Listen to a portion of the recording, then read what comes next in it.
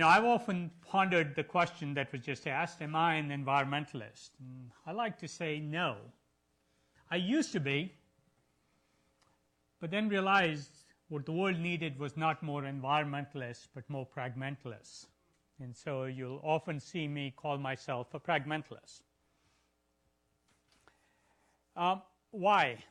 Let's start with the topic of greenwashing. Much of what you hear about environmentalism is more about greenwash than about really helping the environment. Last year, I got in a lot of trouble because I wrote a blog called Prius, More Greenwash Than Green. How many people have seen this blog? A few hands. And it dealt with the realities of a Prius, and hopefully we can talk more about it. But there's way too much environmentalism. This is one of my favorites from Sheryl Crow. I have to submit that if everybody in the world followed Sheryl Crow, it wouldn't make any difference in global warming. And hopefully that's what I'm here to convey. I love these How to Go Green books. Wonderful table of contents. Go low flow, get energy smart, shop green. I'm sorry, it's not going to make a difference. We are talking not about the fringe. We're not talking about fashion. We are talking about reality. And I'm glad I'm at the business school because some people just about now get offended. Here's the view from the other side. I saw this article in this Sunday's New York Times. Green is for sissies. And the basic point this article made is, in fact, discipline, patience, and vision don't equal green.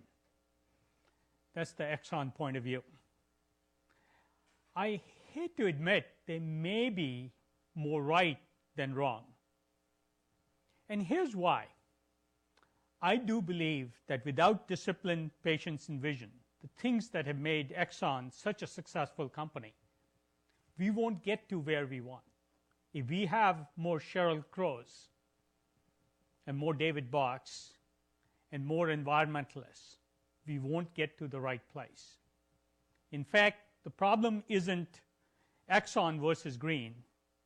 It's equating green to discipline, patience, and vision. It's making green good business.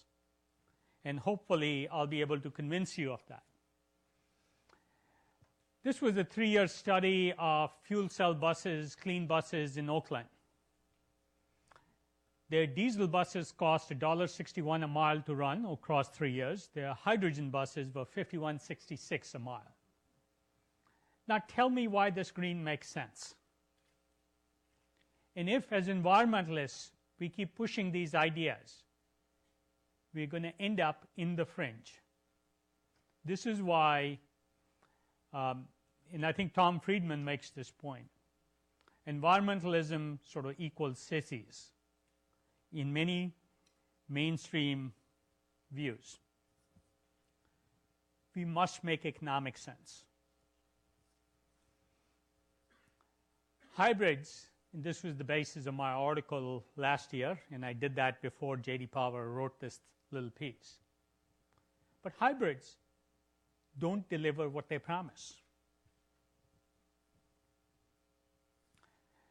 Let me take another example. The mayor of San Francisco is always proud of his environmentalism. Moscone Center has solar photovoltaic panels. But I always ask the question, why didn't they rent the roof of the San Jose Convention Center with a lot more sun instead of putting those panels? I'm not saying putting those panels was a bad idea. But to show off San Francisco, they put them in a foggy city instead of place. In fact, which place would you rather put solar panels? San Francisco or the Mojave Desert? These are the questions we must be asking ourselves. This is why we must divest of fashion and get to the business of business about green. Wind is very popular. Wind turbines are declining in cost, but they're so close to their limit. There's very little payback in investing more in wind technology. In fact, what's really happening is the best sites are being used up. And so if you get to any scale, you'll be left with class 3 and 4 sites. And all the economics are calculated for class 7, the best wind sites. This is about real estate. This is about decreasing economics with scale. But it's worse than that.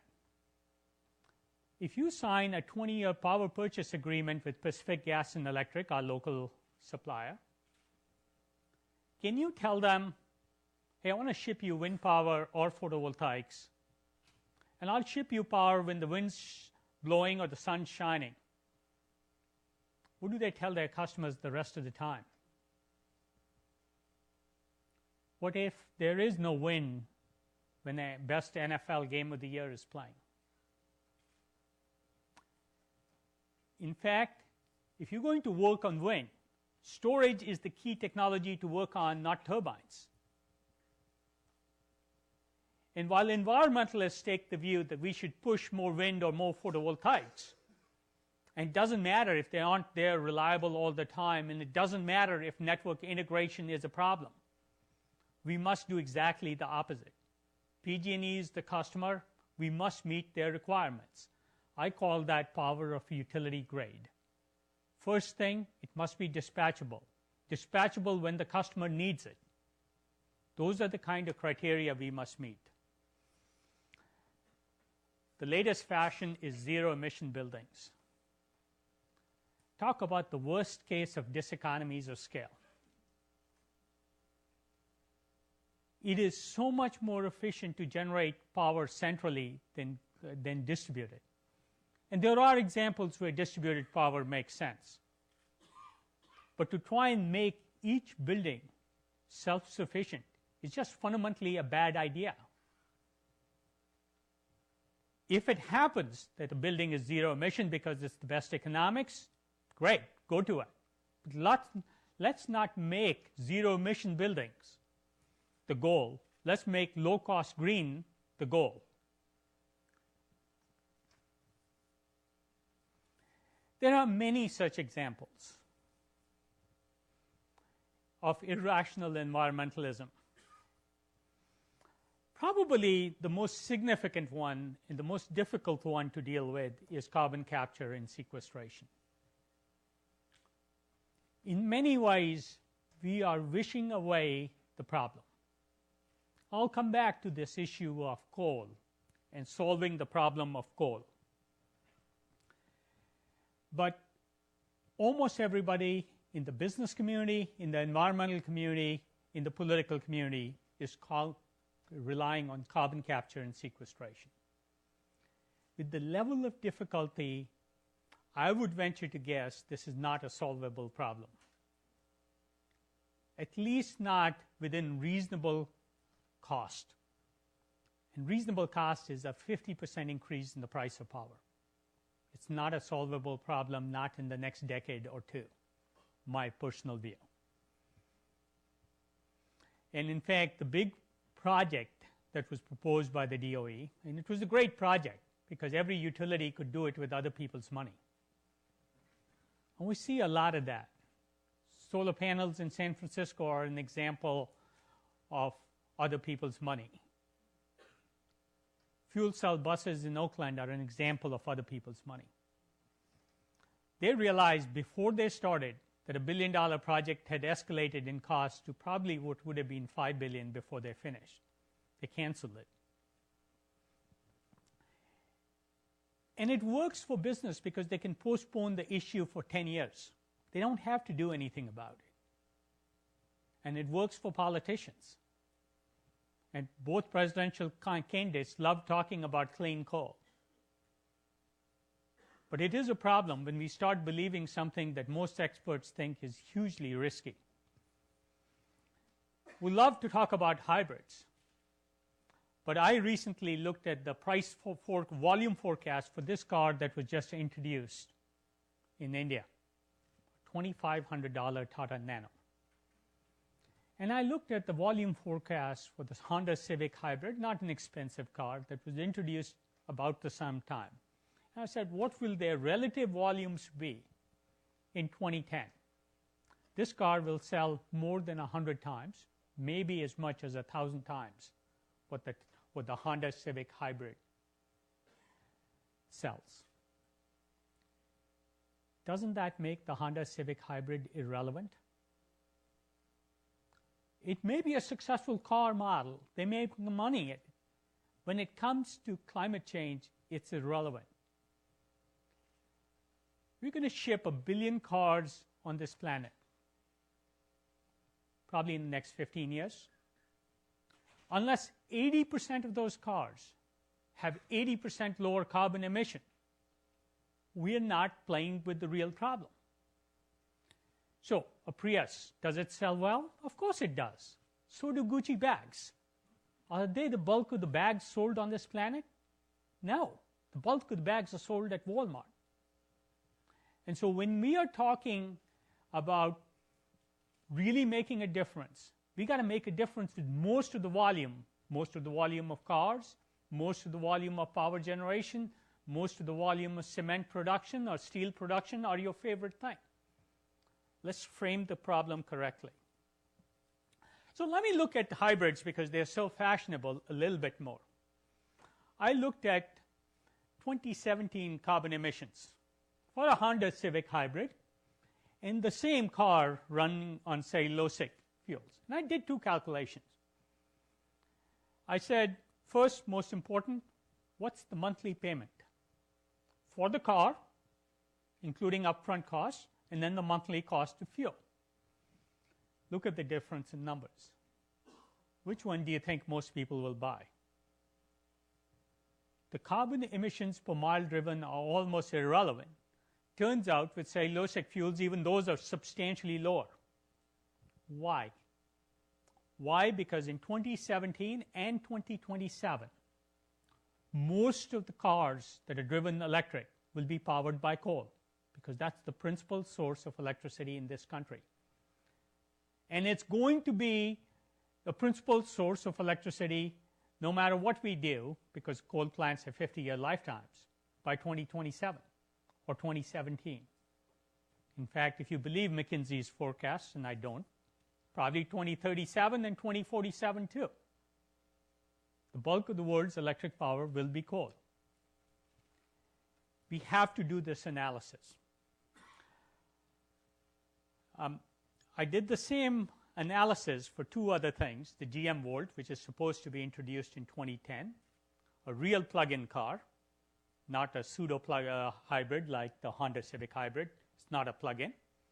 If you really ran it on electricity, and even if you paid the full monthly price and see how much more it costs per month, what are the carbon emissions per mile? And there was something I was shocked to learn. I looked at public transportation, all heavy rail in the US. I took total passenger miles on heavy rail in the United States and total kilowatt hours consumed, and said, based on the average grid in the United States, what is the carbon emissions per mile driven for public transportation, heavy rail? The number was surprisingly high. And makes sense once you think about it. In a car, there's probably 2,000 pounds of steel being lugged around per person.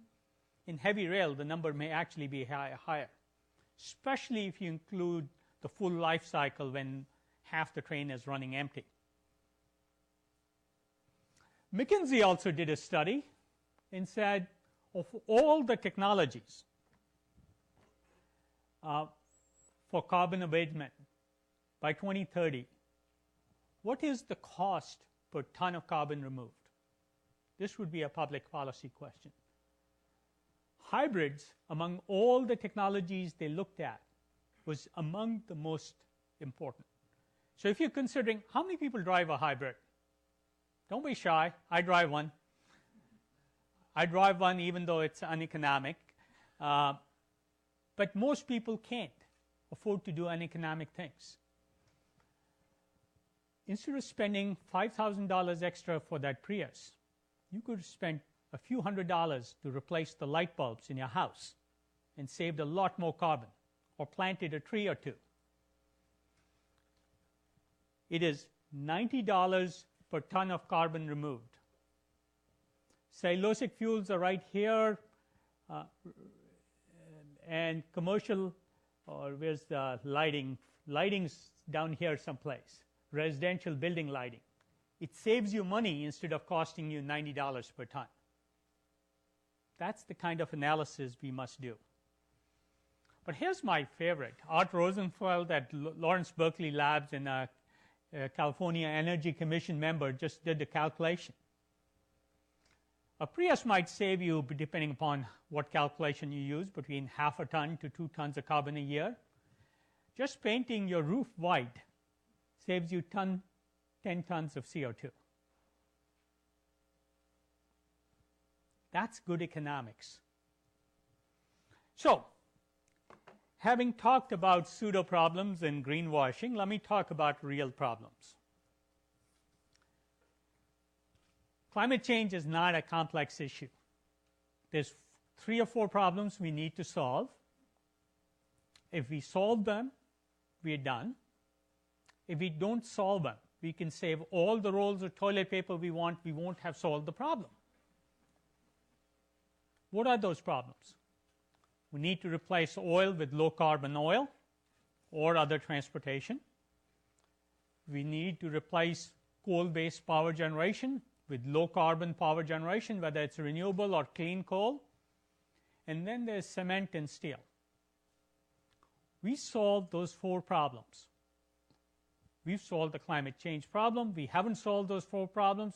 No matter what else we've done, we haven't solved the climate change problem. So let's realize what it is. Efficiency is just a way to use less oil or less coal, and becomes an important tool. But those are the only problems that matter. And the only way, and I've mostly been talking about the US, but the only way those problems get solved is if those approaches get adopted in India and China. I call it the Chindia test. Now, there's 2 tests I use. I call one the Chindia test and the other the Mississippi test. We can get people in San Francisco to buy Priuses.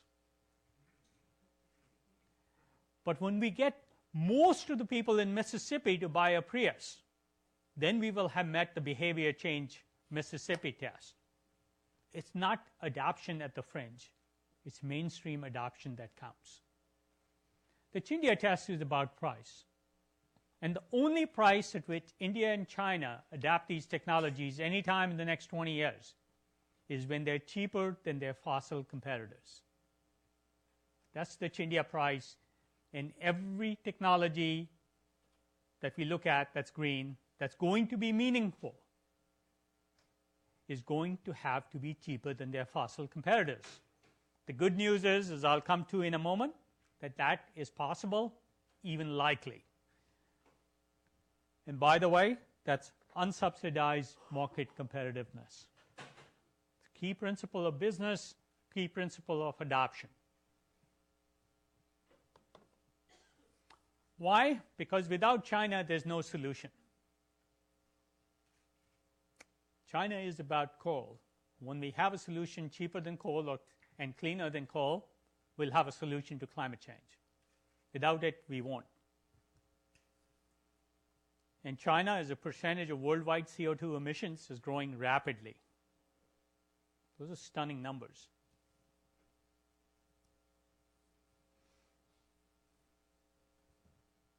Coal is the problem. And this is a McKinsey report. And you sort of see what percentage is coal. So, let me move on to the key criteria for these technologies. What criteria do they have to meet? A few.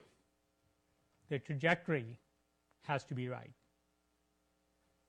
the adoption risk has to be low. The adoption risk for the Tata Nano is pretty low.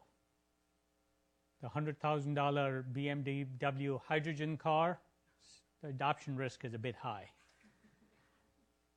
Unless there's capital formation behind a technology, which means it returns profits to investors,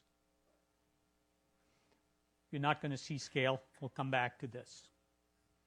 And there's two other criteria that are social policy questions, not success for a product in a marketplace, and those are the issues of optionality and carbon reduction capacity, and I'll talk about both. First, scaling. Oh, I'm sorry, I have a missing slide there. Well, let me talk about cost trajectory, and I'll come back to scaling trajectory. Typical technology curve looks like that in blue, declining costs with time. And if this is the cost of fossil fuels, we have a price for carbon. The bar is a little bit higher, where you add the carbon cost to the cost of the fossil technology. While this new emerging technology is more expensive, it needs subsidy or support. But I submit no technology should be in that region for more than 5 or 7 years after it starts scaling, 10 at the outset maximum. An ideal technology declines quickly, but there's plenty that will never get below the fossil price. The hard question is deciding which technology is green and which one is red. That's a difficult question. It's a choice and decision we make every day. I would submit that more than half the technologies touted as green fall in this red category, and we must be discriminating. And the role of subsidies should be minimal. Startup aid, getting to scale, getting to a reasonable cost, but not forever. And when it comes to cost, you see declining curves like this all the time. This solar technology curve is one of my favorites. But not all technology curves are the same. And we can't blanketly assume that technology will drop the cost. It's a statement I hear all too often. And the reasons, there's two things to keep in mind. First, the cheapest now doesn't mean the cheapest later, or the most expensive now, so we have to be careful. And two, that this trajectory matters. But cost is a complex question. These are declining cost curves in the silicon business for various technologies, the 1 micron technology and the 0.7 micron and so on. Every generation declines in cost as you get experience, but then a new generation comes down which is a step lower in cost. You're seeing this in photovoltaics. Crystalline silicon, amorphous silicon, thin film, multi-junction, there'll be something else after that. But is that enough? You can see a technology cost curve like this. But then there's other inputs. Feedstock. Corn ethanol is a classic example where the feedstock cost started going up once you got to some scale. Wind, if land is the key resource, then those wind sites that are premium become more expensive over time. And then there's construction costs in the red, which generally go up. Now, the relative proportion of those costs, this is simple math, add up to whether a technology increases and comes down like that, or goes up, or somewhere in between. And few people realize that that's how one has to look at total system cost. And especially in the green movement, there is too much of a focus on point cost, not total cost. Photovoltaics is a classic example. The lowest cost per watt today is in amorphous silicon, right there. But when you add up total costs, it becomes very expensive. I won't go through all these, but these are the kinds of questions. Real analysis, real critical analysis is what every one of these technologies need. Now, beyond the cost trajectory, there's a carbon trajectory too. And the carbon content of a product can decline over time too. Ideally, again, in green, you go faster, and then you potentially have undesirable ones that are declining in cost but don't meet either our fossil costs or, oops, sorry, my slide is again messed up. It's supposed to be another bar there, our target cost. So let me give you an example. T. Boone Pickens recently proposed natural gas as the source of our cars. Let's think about the problem. It's a fossil fuel. We put it in our cars. We get almost immediately a 20% reduction in carbon emissions per mile. Good idea. But is it really? What happens after we convert our cars to natural gas? Does the 20% lead to 40% or 60% or 80% over time? Most experts will say we need at least a 80% reduction in carbon emissions by 2050. So if we start on a trajectory that doesn't end there, but stops at 20% or 30%, then we're doing the wrong thing. This is why, because of trajectory reasons, we might get a pretty good jump, but it's like going down a dead-end street with a Pickens plant. And so that's sort of the point I was trying to make. Finally, adoption risk. I've talked about the Tata Nano and the adoption risk it creates for electric cars. But let's look at the other side of the adoption risk in this country. On there, all those red and blue dots, and the details are over there, are basically paper mills. Oops, sorry. What did I do? Paper mills that are out of business or going out of business. Each dot somewhere between 300 to 1,000 jobs. If those paper mills can be repurposed into producing fuel, that's politically very powerful, and hence the adoption risk is so much lower. Hydrogen, on the other hand, with all its costs, is huge adoption risk because the automakers don't like it. They don't have the money to support it. If, in fact, we went that route, the automakers, the U.S. automakers with the weakest balance sheets would be the first ones to go out of business. Think of the political consequences of that. I've talked about capital formation, and a couple of things are key to capital formation. Short innovation cycles. Look at nuclear power plants. If I come up with a breakthrough nuclear power plant design, it'll be 25 years before I see the first one, the first instantiation of my idea. If I do a solar thermal design, I can try it out next year in the field, actually running. Short innovation cycles improve the prospects for lots of experiments, lots of trials, and hence a lot more improvement. So faster technology development. Short investment cycles and in return cycles for investors are key. And finally, unsubsidized market competition against fossils dramatically reduces the risk of a technology. And capital formation becomes a lot easier.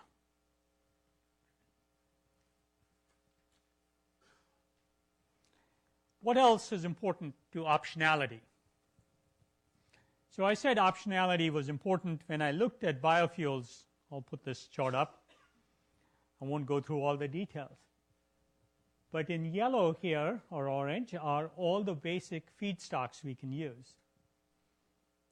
In blue are all the technical processes to convert them to fuel. And in green are all the different fuels we can produce. To me, the more options we have, the higher the probability that the technology will be successful. That type of optionality is extremely important. And I seem to be knocking hydrogen cars and electric cars, but I'm not really. The way I look at this equation is if this chart, both axes, left and right, represent 100% of the automotive power in the United States or passenger miles in the United States in cars, what percentage are likely to be electric versus a liquid fuel, whether it's oil or a biofuel? The right way to look at it is if biofuels make, if electric cars or batteries make a lot of progress, batteries will penetrate quickly and become a bigger and bigger percentage, approaching 100% quickly. If batteries make slow progress, you'll see this curve. And if biofuels make rapid progress, you'll see this curve. So from a social policy point of view, setting up this competition between these two technologies and the optionality is a good idea. And that's how I view optionality when it comes to public policy. So I am not against, and I'll give you some examples of electric cars, but almost certainly none of the current battery technologies being talked about are likely to result in economics that will make them a significant percentage of the next billion cars we ship on this planet. Lithium-ion batteries, nickel metal hydride batteries, lead acid batteries, unlikely to be a large percentage of the automotive fleet. However, there will be some other options I'll talk about in a minute that may change that equation. Carbon reduction capacity. Let me do a little bit of math. World GDP is growing at about 3.1% a year. So that's world GDP in blue. In red is the total carbon emissions we need to achieve. You notice they're declining substantially as the GDP is growing. Difficult task. And this level is absolutely essential if we're going to mitigate risk. What do we have to do then? What we have to do is the carbon productivity, which means the carbon emissions per dollar of GDP, have to increase according to this green curve. That's plain math. That's the technical challenge we have. 5.6% a year of carbon productivity growth. That's a difficult task. My personal view is because the number is so large, going at retrofitting buildings today or doing small efficiency improvements is not going to be sufficient. What we need to spend the next 10 years doing is building carbon reduction capacity. So the green curve we had before may look like this, where we're not achieving a lot of improvement in carbon in the short term, but we're working on the technologies. This old green curve may be the kind of thing we start off on if we're going to,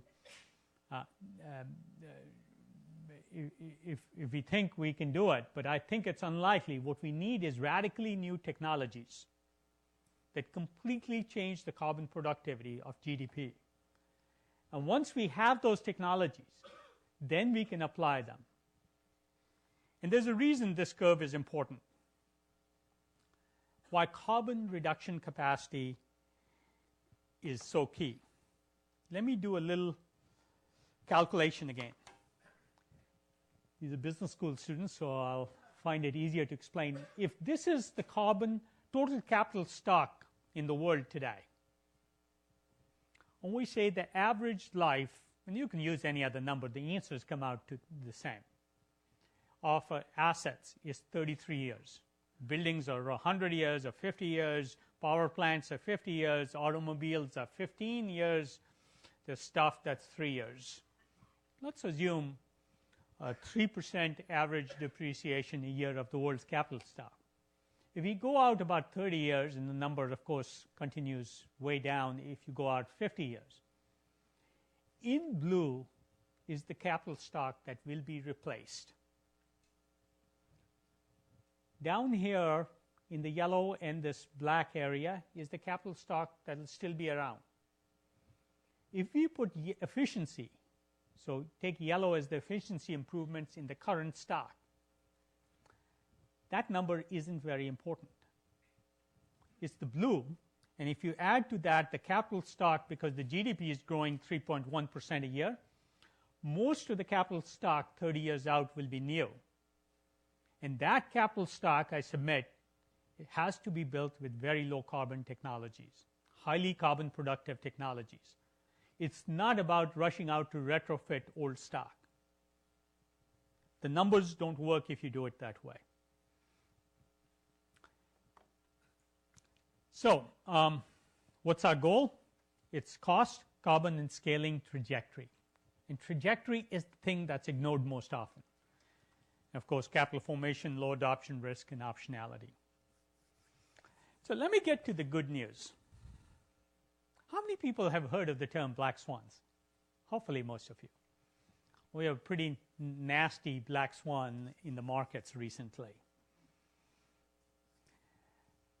I believe there's two fundamental approaches to forecasting the future. And I realized this. I was speaking at a UN summit earlier this year, and I went after the head of the executive director of the International Energy Administration and the head of the McKinsey Global Institute. And by the time my turn came up, I sort of discarded my talk and I said, everything you just heard from those two esteemed people is wrong. And that's how I started my talk, and then went on impromptu to explain why it was wrong. Hopefully, I can do it in a more systematic way and convince you that these econometric models are the wrong way to predict the future. We, in fact, have to invent the future we want. That's where we need to go. So let's look at oil price forecasts. Start with 1985, and this is a 5-year out forecast. And you see the difference between the actual price and what the forecast was. Dramatic difference, 1985. They also did a 10-year forecast for the price of oil. 1990 forecast and actual 5 years out, 10 years out. 1995 actual and forecast 10 years out. You get my point. Same thing with gas price forecasts, and you think coal is a stable commodity, all look the same. This is another one of my favorite charts, and it sort of illustrates the problem with forecasting and econometrics as applied to the future. It's great for model fitting backwards. This was the US government forecast on the price of oil in 2005. Notice they had it declining because it had been rising. That must be wrong, so they had it decline. And over 25 years, it sort of stayed within a 20-year gap band. 2006 came along, and the price of oil was up near $50, way higher than they'd forecast. So in 1 year, they'd seen more of a delta variation than they had forecast across 20, 25 years. Guess what they did? They made the same forecast. Now, it's interesting to see why. This sort of model was built into their econometric models. It wasn't something about the model. It was the assumptions that were false behind it. Yet those assumptions were hidden away in the bowels of that model, somewhere in the computer programming probably. Of course, we know what average prices did in 2008. Now the experts are forecasting between $150 and $200. But my favorite forecast is that for mobile phones. Fortune in 1984 forecast that by 1989 there would be 1 million phones in the market. There were in fact 3.5 million. McKinsey did a forecast a bit earlier. You notice Fortune by 1984 had figured out there'd be 1 million phones by 1989. McKinsey had to do this forecast 4 years earlier for the year 2000, and they forecast under 1 million phones. There were actually 109 million phones. This was the forecast based on which AT&T divested the cell phone business. But it's interesting to see why this mistake and why this is relevant to energy. This was the mobile phone in 1980. The actual phone in the year 2000 was smaller than the handset cord on the phone of 1980. Most people don't even remember that mobile phones had handset cords. When you use yesterday's technology to forecast a future 20 years out, you're going to be wrong. It's a fundamental assumption that you build into your model. And because you can't predict technology 20 years out, you can't predict the future. With forecast models that the IEA and the McKinsey Global Institute and General Accounting Office and all those people use. Every time I've looked at an energy forecast and gone into the details, somewhere in there are buried a set of assumptions I don't believe at all. And if I plug a different number in, it changes completely. You know, for those of you who are statisticians, these are models with low standard deviation and high standard error. That's why statistics is important. But there's something worse going on. We saw this a little bit earlier this year. There was a whole food price controversy around ethanol. And the USDA did their forecast and said 3% of the total price change was due to biofuels. The World Bank did the same study, used a very similar model, and said 75% of the price rise was due to biofuels. Now, everybody saw these headlines and said, how can they be so different? The fact is there was a bias built in. The World Bank was trying to prove that biofuels was causing high prices because their community was international. And so they made the following assumption. They made three different assumptions, but the most significant one was all price speculation for commodities related to foods in the market was due to biofuels. Completely random, unsupported assumption.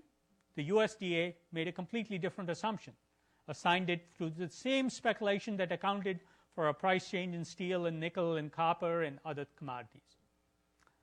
Now, that kind of bias is always built into these.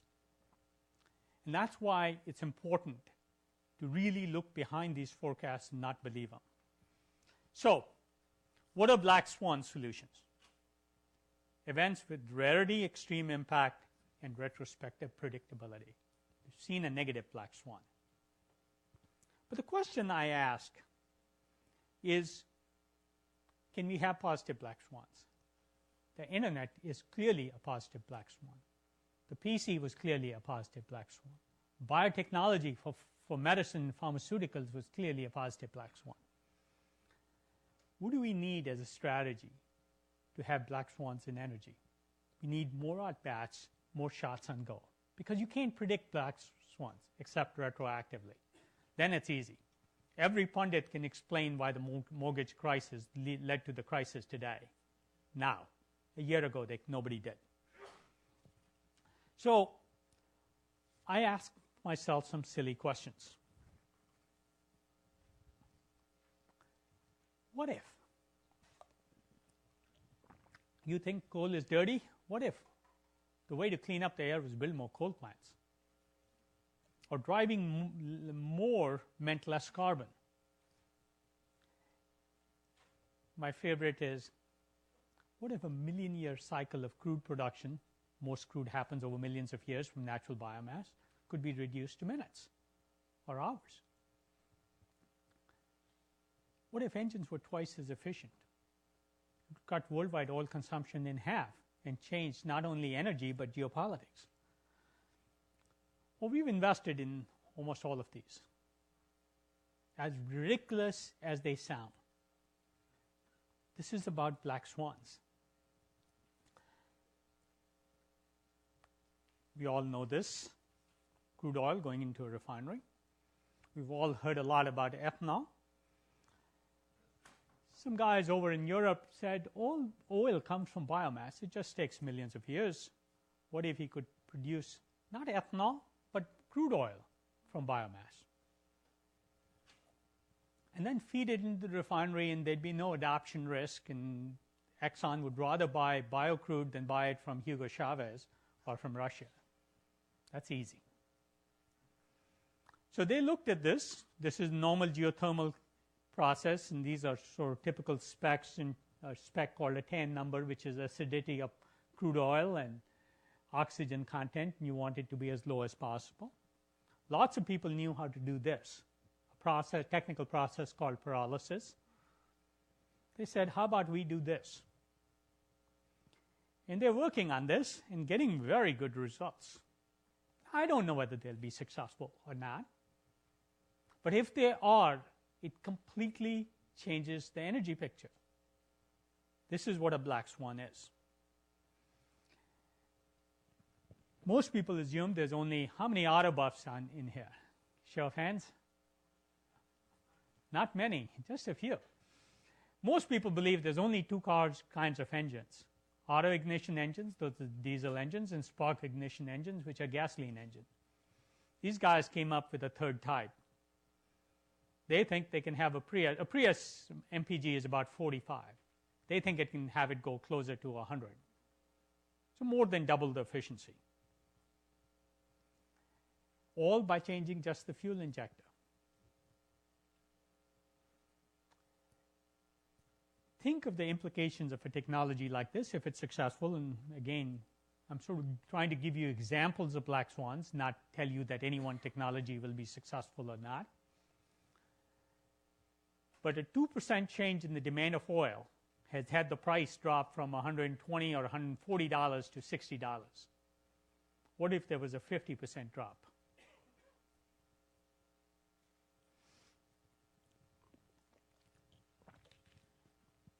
I told you that carbon sequestration doesn't work. Well, a Stanford professor, of all things, he was working on orthopedic cements and teaching sedimentology over on the other side of the campus. He said, and he's been doing orthopedic cements and had a successful startups. And in fact, every orthopedic surgery room in the United States probably has his cements, Brent concentrates. He said, people are trying to take these flue gases from coal power plants, and out of this gas separate out the molecules of carbon dioxide, a difficult thermodynamic problem or energetic problem if I ever heard one. Then they're going to compress it at high pressures into liquid, and then transport it hundreds, if not thousands of miles, and then pump it kilometers underground and hope it stays there. You know, I can give you 100 risks with each of those steps. He said, I'll do something different. I'm going to turn that carbon dioxide, without separating it out, and all the other nasty stuff you see coming out, SOx, NOx, mercury, thorium, all of that stuff that comes out of coal power plants, into cement. Now, cement is a hugely carbon-intensive process. He's going to make it carbon negative. So he just takes the flue gases, bubbles it through the cooling water used in the power plants, and with some magic of chemistry and not much else, turns it into cement that can be used for buildings. Now, if this is successful, it suddenly makes coal plants clean up the air, because air going in is 380 parts per million carbon dioxide, air coming out will be 100 parts per million carbon dioxide. Not only that, it eliminates the need for cement and cementitious material.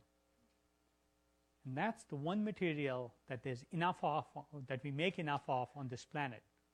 We take 2.5 billion tons of material, or actually finished material, heat it to 1600 degrees centigrade to make cement. That's why it's so energy intensive and carbon intensive.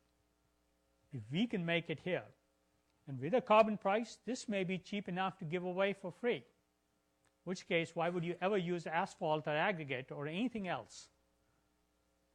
We could sequester carbon dioxide in the built environment. That's another black swan. This is not a company we've invested in. Kleiner Perkins invested in this company. But it's the kind of company, and I don't know whether it'll work. I have no inside information. This is a battery that's a 10x change in energy density and very low cost.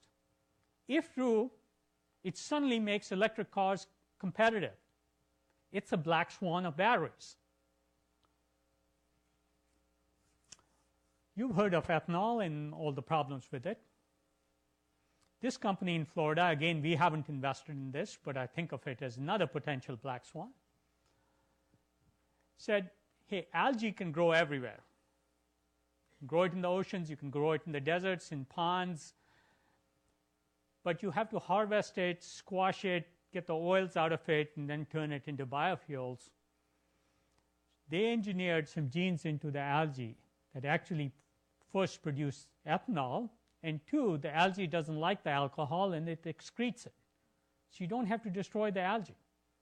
It completely changes the economics, again, if it works.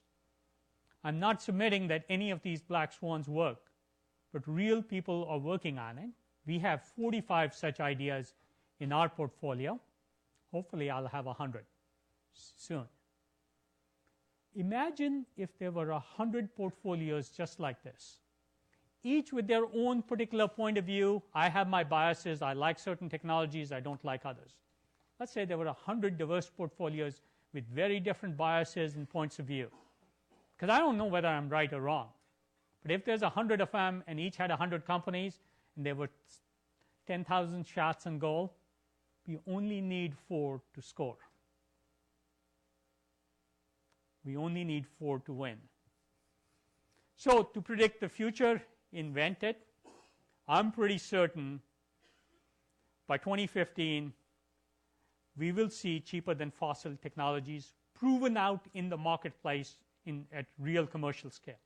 They may not be 80% of the market, but they will be proven. And by 2030, we won't ask, can they compete with oil? We will ask, how can oil compete with these technologies? That's why I believe this is about reinventing the basis of our life. It's about main tech, not clean tech.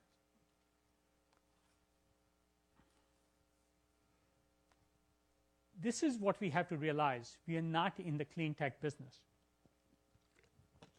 Clean tech is about getting to 5, 10, 15% of some market. Main tech is about replacing the bulk, the 80%. Oops, I'm running out of time, so I'll move quickly. I've talked about much of this. It's about relevant scale solutions. Wind and photovoltaic storage is the key. Geothermal, it's engineered geothermal, not geothermal. We need relevant scale means 80% lower carbon for 1 billion cars, and base load power competition for coal. The good news is most of what you think as clean tech is really a side act to main tech. Main tech is about engines. It's a huge market. Lighting, appliances, batteries, gasoline, diesel, jet fuel, cement, water, glass, home building, bioplastics. We have invested in every one of these categories. Every one. These markets are so much larger than anything in Silicon Valley in traditional VC tech. That's what makes them exciting. That's why they'll draw those 10,000 startups over the next 10 years, I hope. I am convinced, and I won't go through each of these, all these technologies are ready for replacement or a remake. This is the course of carbon emissions on this planet we are on. Carbon emissions in parts per million. This is where we need to be. Just when the fastest growing part of the world, Asia, is coming online, participating in the modern world. We have a unique opportunity just when those 3 billion people are building their next infrastructure, their only infrastructure. So we need to get to work. I'll stop here and maybe. Thank you so much.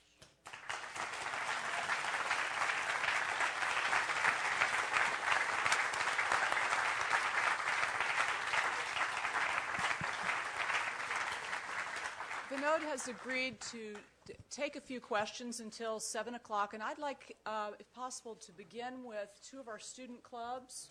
We have our MBA Energy Club and our Environmentally Sustainable Business Club. If you'd introduce yourselves, that'd be great. Hi, my name is Hari. Thank you again for coming today. My question to you is, in the 1980s, we saw a lot of the momentum from clean tech start to decline after oil prices fell and we hit recession that some of us see similar today. What's different this time around, if anything, and what do we expect? Well, first, we don't have a clean tech problem now. We have a climate problem. And the way to look at the climate problem, and people always say, well, do I believe it or don't I? Well, do you believe your home will burn down? No, you don't. Do you buy home insurance? Absolutely. The chances your home will burn down is some fraction of 1%. Most experts agree that the probability of some catastrophic event from climate change, like Greenland melting, it's somewhere between 10% and 80%. So if you buy home insurance at some fraction of 1%, shouldn't you be buying planetary insurance? I think as a society, we believe that. No matter what else happens, one thing is almost certain: in the next 10 years, hopefully in the next year or two, we will see a carbon-constrained world from a policy point of view. We will have an international agreement. At that point, this isn't about the price of oil. At any price, oil will have to be replaced, and coal will have to be replaced or cleaned up. And so I think it's going to be different this time because the fundamental drivers are different. You know, already the nation of Maldives, how many people saw this, have started setting aside a piece. The highest part of the Maldives is like 2.8 meters above sea level. They're pretty toast. So they've started setting aside a percentage of their tourism revenues. It's a beautiful place. I went there about 10 years ago. A series of islands, so they can buy land somewhere else to move the population when the sea level rises. This is about irrevocable changes now. So, yes? I'm Tom Mercer from the Environmentally Sustainable Business Club. I wanted to ask, you talked a lot about energy and carbon, but you also alluded towards the end about investments in water technology, and I wanted to ask you, obviously, that's a different sector, how you think about your investments in that area. So probably I'll show you a slide. These are the sectors I thought this question may come up. We invest in. We call it the war on coal, the war on oil, the war on efficiency, and new materials. Water, you notice, is a big part. And in fact, you know, I can put up all the companies we've invested in each of these categories. But water is going to be a very scarce resource. It already is. But many people believe there will be as many wars over water as there are over oil, maybe more. And so water, again, is a clean energy problem, because if you have infinite energy, you have infinite water. It's a very important area of investment, and we are very keen on looking at new investments in the area. Yes. Ray Levitt from Civil and Environmental Engineering and the Woods Institute for the Environment. My question to you is about the incoming Barack Obama administration plans to invest $150 million in green tech. Should they put it into funds like yours? Should they put their own funds in place? What's your suggestion for how to channel that money, assuming the money is still there? Well, I don't think they should put it in funds like ours. The capital markets do a pretty good job of picking which funds to invest in, and the government could never do a good job there. What could they invest that money in? First, and probably the most important, is university research in fundamental science. go back to 2004. When I was starting my fund, I went up to Berkeley, talked to Rich Newton, who's a good friend of mine. He was Dean of Engineering. And I said, how many of your professors are interested in working in energy in the School of Engineering? The answer was close to 0%. How many students wanted to do a PhD in energy? It was the last discipline people picked. The best minds went to biotechnology, computer science, nanotechnology. You pick your favorite. But PhDs in energy, only the people who couldn't get any other discipline picked energy. That was only 4 years ago. It is the hottest field now for new graduate students picking their majors. And that's good news, because the best talent, the best brains will be in energy 5 years from now and 10 years from now. And that's very encouraging to me, because that's the basis of black swans. So number one, that should be where all the research funding should go. National Renewable Energy Laboratory, NREL, gets less than 1% of the funding of the National Institute of Health. So that's number one. Two, there are certain things that private industry won't do.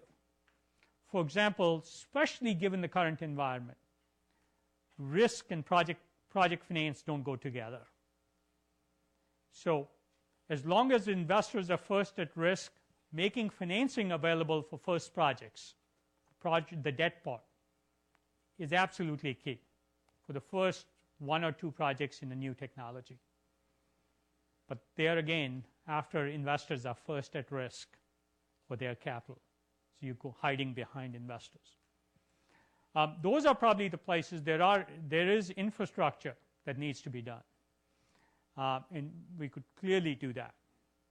For example, the best thing for renewable power the government could do is not fund more photovoltaic money or more wind. It's transmission lines. If we had a national grid, we would do more for renewables than any other single thing, and that's a very expensive project. And by the way, completely safe as an investment. And it works both for renewable and non-renewable power sources. It's the same grid. Other questions? Let me go back there, and then I'll come. All the questions seem to be on this side. Thank you, John Debs, class of '68.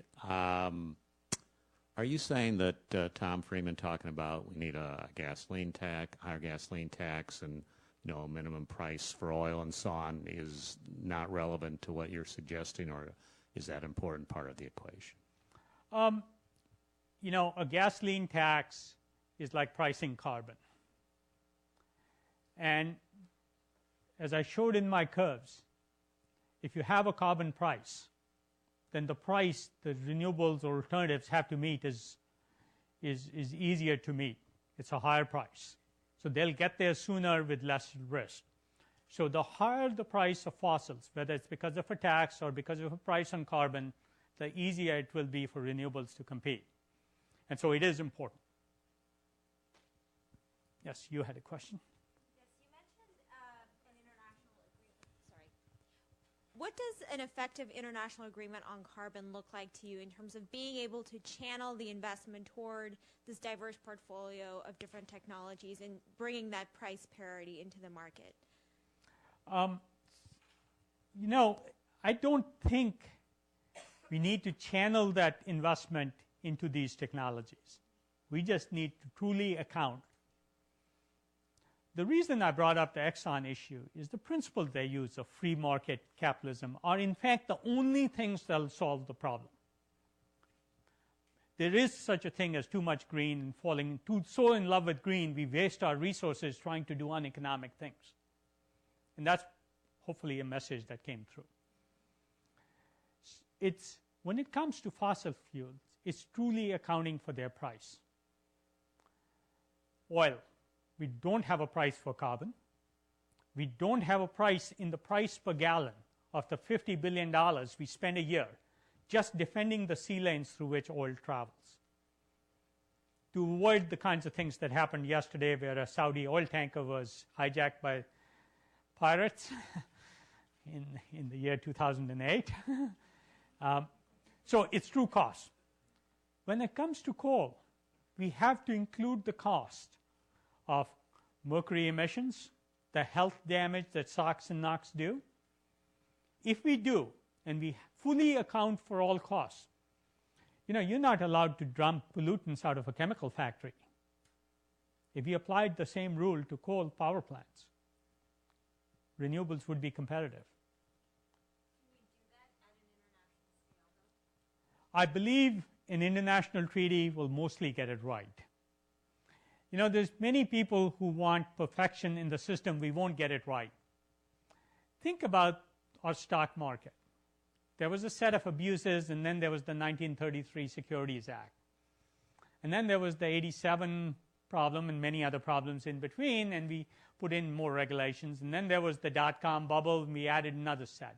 We keep perfecting the system as the people who are trying to subvert it and make money subverting it keep coming up with new strategies. That happens all the time in every business. Carbon trading will be no different. When we first do it, people will find 100 ways to cheat, and 5 years later, we'll have eliminated 90 of them. People will have discovered 10 new, and there'll only be 20 ways to cheat. 10 years later, and so it's an imperfect system, but we ought to live with imperfection. Yes? What role do you see Middle East and other countries playing in investing in this area as sort of diversification of their asset base? That's a really important question. I was in Abu Dhabi earlier this year, and one of the fund executives there said to me, our goal is that the bulk of our income come from financial investments, not from oil. That's a great goal. They become perfect partners for all these renewable technologies. And that money will be extremely valuable. I think it will be channeled, and there's more and more interest in doing that. So I think they can play a very important role, as can all the sovereign funds. CalPERS in California has also taken renewables as a major area. So we will need sources of capital. In fact, Exxon would be a perfect partner. And let's think about what Exxon's saying. Exxon that article seemed to say green is for sissies only because they believe people are trying to push uneconomic solutions. With their principles of discipline, patience, and long-term vision, if you could prove to them that renewables are cheaper than their fossil competitors with the current set of policies, which hopefully include carbon caps, I have no doubt they'll want to invest. And that is, in fact, the right principle, the principle of capitalism that will make these things happen. They'll make these technologies scale instead of staying on the fringe. So as much as I disagree with their judgment and their narrow-mindedness about where green is, I do believe the principles they're using to come to that conclusion are very important, and they're the only principles that will make green pervasive. Question in the back there?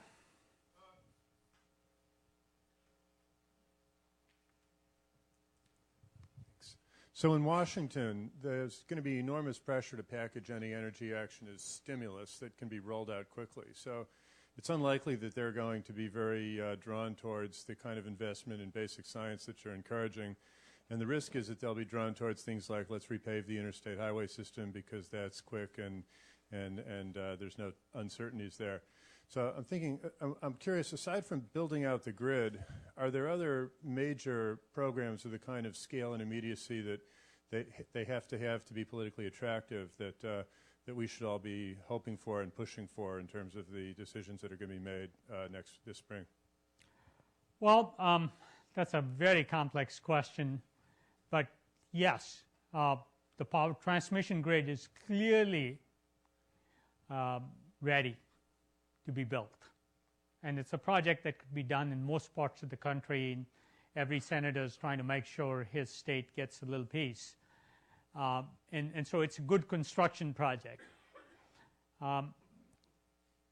we probably have a few gigawatts of solar thermal projects, tens of billions of dollars worth, already approved or in late stage permitting in this country.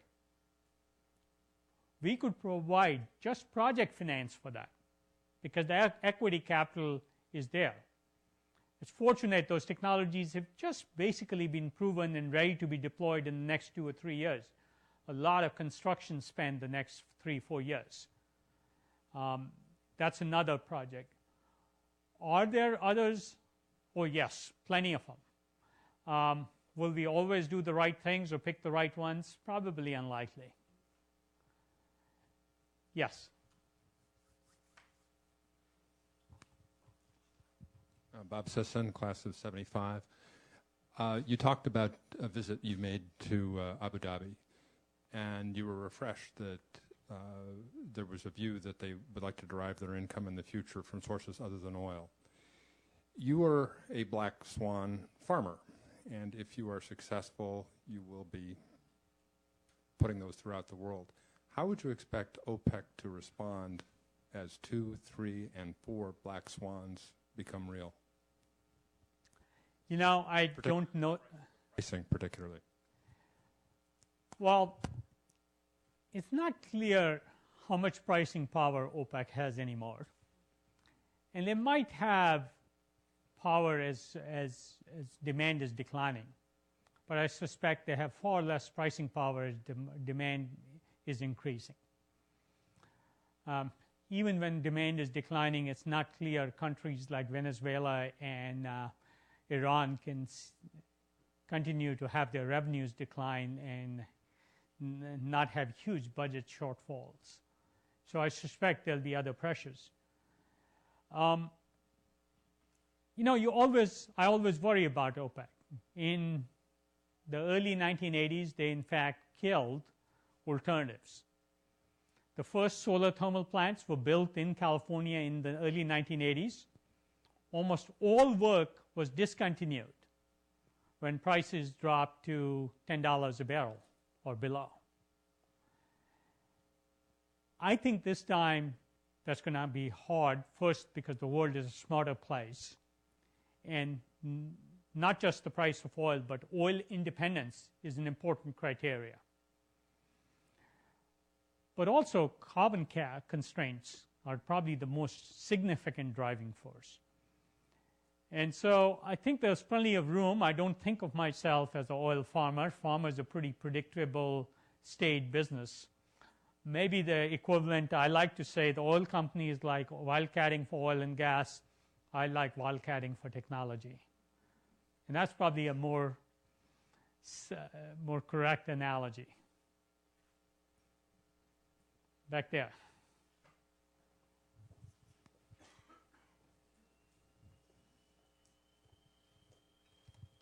Class of 2010. I'm worried about the growing appetites of all the world, the growing population. Is that something we should worry about in relation to global warming? Is it a significant problem? And what I'm sorry, the appetite of? Appetites of the growing population of the world and the indirect effect on global warming that has. Should we be worried, and what could be done about it? What can be done about it? Yeah.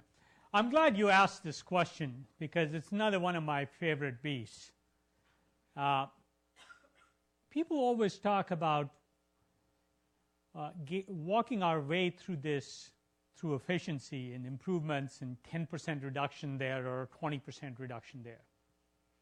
The fact is, by 2050, there are going to be 9 billion plus people that want the same lifestyle and the same energy consumption that 500 million people in the West have.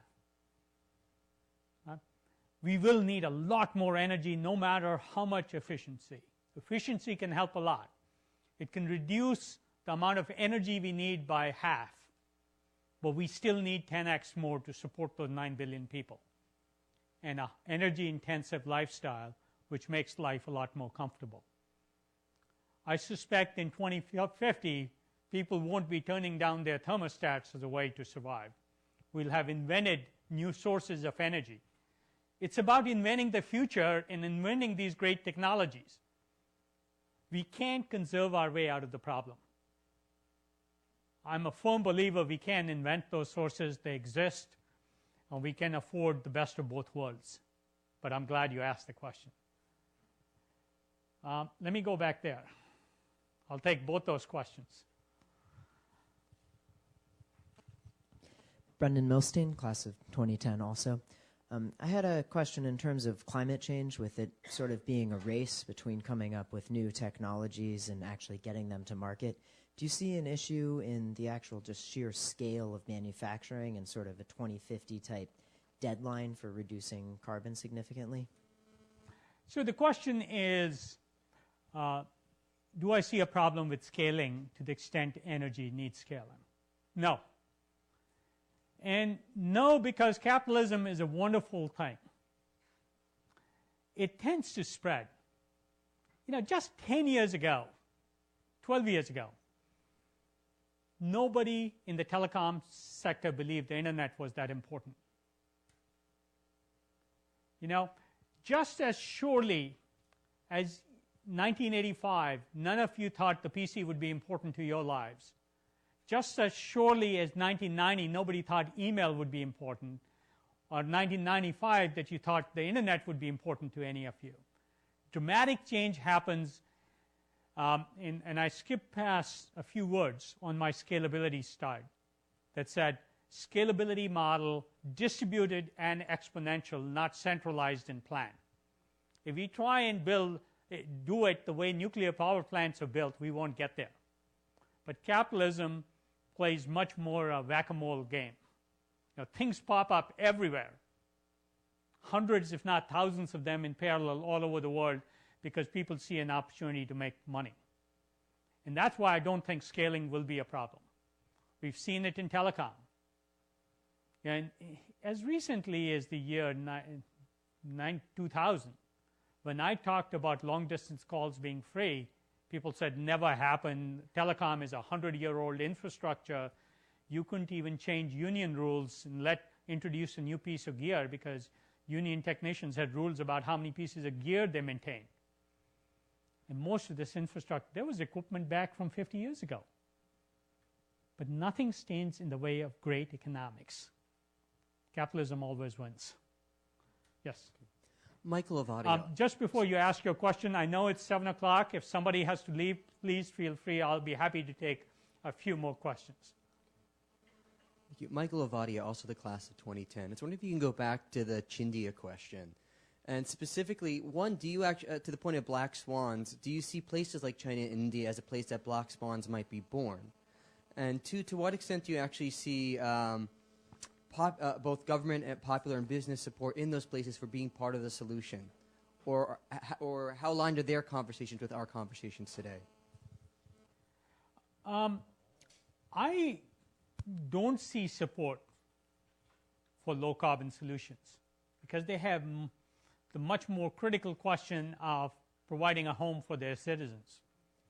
And I read somewhere, I still can't believe it's true, that 70% of the homes in India are self-built. I find it stunning. It's not their problem to worry about carbon emissions. And they won't.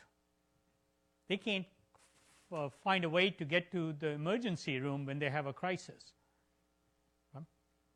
So when they will start worrying about it is when these technologies are cheaper, or when the talent in those countries starts to think of this as a business opportunity to have a startup and make money. That's just starting to happen. But at the policy level, there isn't a lot of support. There's plenty of lip service, but I don't believe there's a lot of support. But that doesn't matter. The brightest minds there are starting to think about how they can participate in the global market. And the power of their ideas, fueled by entrepreneurial energy, will solve the problem. And they will participate. Let me go over there.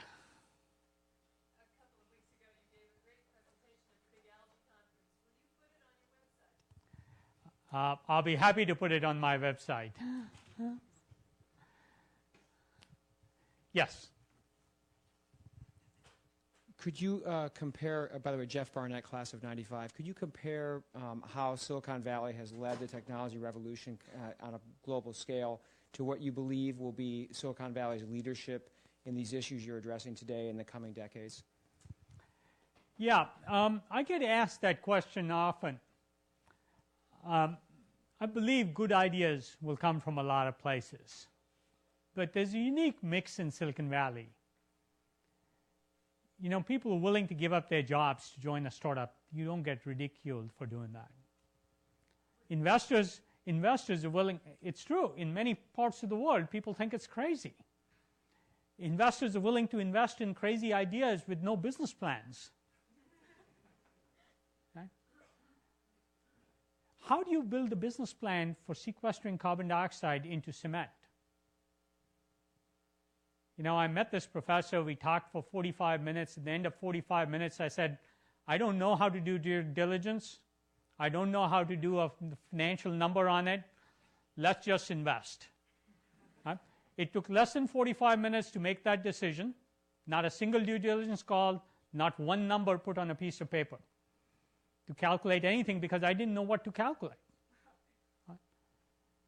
That one technology by itself could easily meet 100% of the obligations for carbon reduction under Kyoto. How do you do a calculation on something like that? Yes. Megan Guy, 2010.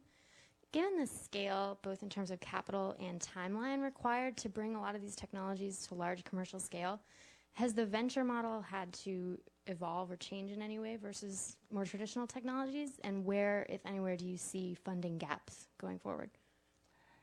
You know, that's again another fashionable question that's asked a lot. The fact is the venture model has seen a wide variety. You know, you look at a biotechnology and a new drug. It takes 10 years and probably $1 billion to get a new drug approved. But that didn't stop the venture business. Energy is a lot simpler, faster, and cheaper than that. A new semiconductor process, same thing. It's not, yes, internet startups, small amount of money, 18 months, you're on the market, you sink or swim. But I don't believe there's anything unique about the energy business that can't be adapted to. Sure, there's differences. You know, project finance is required, but you partner it differently. And already you're starting to see that. And I think the venture model will adapt just fine. And given that private equity especially doesn't have the opportunity it had before, maybe they'll do more of the venture model and complement it as late-stage funding. Yes. Hi, Nishant D'Souza, class of 2010 again. There seems to be a lot of excitement about wind and solar and biofuels. Just want to know, do you see much potential for other renewable sources, specifically ocean energy and geothermal hot rocks? Do you have any in your portfolio? And it's, you know, you can't answer the general potential question. If it's cheaper, yes. So geothermal, I'm pretty bullish about. Not normal geothermal, but engineered geothermal, which is sort of geothermal energy where there's no geothermal wells per se. You create them artificially and engineer them. Huge potential and one of the more promising technologies to replace coal, if we can make it work.